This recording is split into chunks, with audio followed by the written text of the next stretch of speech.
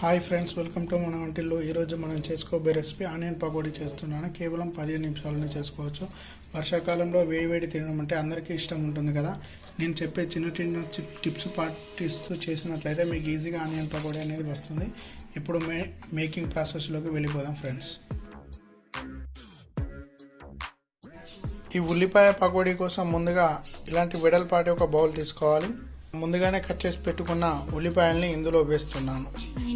ముందుగానే మనం ఇలా కట్ చేసి పెట్టుకుంటే ఉల్లిపాయ అనేది కట్ చేసుకున్న తర్వాత ఒక 15 మినిట్స్ వరకు రెస్ట్ ఇస్తే అందులో ఉన్న వాటర్ అనేది పోతుంది. అప్పుడు మనకు పకోడీ అనేది చాలా క్రంచీగా వస్తుంది. అదేవిధంగా ఇలా కట్ చేసి పెట్టుకున్నాను పుదీనా మరియు కరివేపాకుని. అదేవిధంగా శనగపిండిని కూడా ఒక కప్పు తీసుకున్నాను. ఇప్పుడు దీన్ని పూర్తిగా కలిసేలా కలుపుకోవాలి. సరిపడంత మిర్చి పౌడర్ని కూడా తీసుకోవాలి. ఇప్పుడు సరిపడంత ఉప్పును కూడా ఇందులో యాడ్ చేసుకోవాలి. ఇలా కొద్దిగా నేను ఫ్లేవర్ కోసం వామును తీసుకున్నాను. వామును ఇలా నలిపి వేసినట్లయితే వాసన అనేది చాలా బాగా వస్తుంది. తింటుంటే వాము ఫ్లేవర్ అనేది తెలుస్తుంది. ఒక చిటికెడు వంట సోడాను కూడా వేస్తున్నాను. వేసిన అన్ని ఇంగ్రీడియంట్స్ అన్నీ పూర్తిగా కలిసేలా కలుపుకోవాలి. మొదటగా వాటర్ లేకుండా ఇలా కలిపినట్లయితేనే మనకు ఆనియన్స్లో ఉన్న వాటర్ అనేది పూర్తిగా వీటికి పడుతుంది. 5 నుండి 10 నిమిషాల పాటు ఇలా కలుపుతూనే ఉండాలి. చూడండి, ఈ విధంగా 15 నిమిషాల పాటు కలిపాను. పూర్తిగా మనం శనగపిండి అనేది ఆనియన్స్కి పూర్తిగా పట్టేసింది. ఇప్పుడు కొద్దిగా వాటర్ని యాడ్ చేద్దాం. ఇలా వాటర్ని యాడ్ చేస్తూ కొద్దిగా మనం ప్రిపేర్ చేసుకుందాం ఈ పిండిని.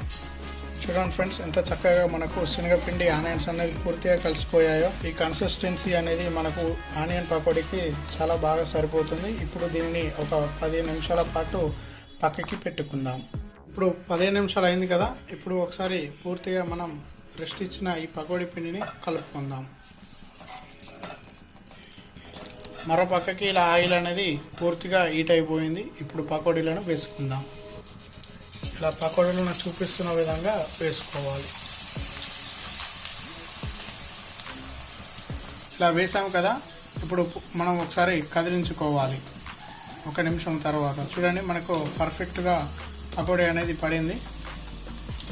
ఒకసారి మరోవైపుకి టర్న్ చేసుకోవాలి. ఇప్పుడు మొత్తం పూర్తిగా మనకు పకోడీ అనేది గోల్డెన్ బ్రౌన్ కలర్ వచ్చేస్తుంది కదా. ఇప్పుడు ఇలా ప్లేట్లోకి ట్రాన్స్ఫర్ చేసుకుంటున్నాను. అదేవిధంగా మరొక బ్యాచ్ని కూడా ఇలా ఆయిల్లో డీప్ ఫ్రై చేసుకుందాం.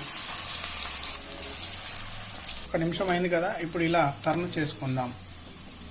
చూడండి, మరొక బ్యాచ్ కూడా గోల్డెన్ బ్రౌన్ కలర్లో చాలా వేగింది. ఇప్పుడు దీన్ని కూడా మరొక సర్వింగ్ ప్లేట్లోకి సర్వ్ చేసుకుందాం. చూడండి ఫ్రెండ్స్, ఎంత చక్కగా వచ్చిందో మనకు ఆనియన్ పకోడీ అనేది. కేవలం మనకు 15 నిమిషాల్లోనే తయారవుతుంది. చాలా క్రంచీగా కూడా వచ్చింది.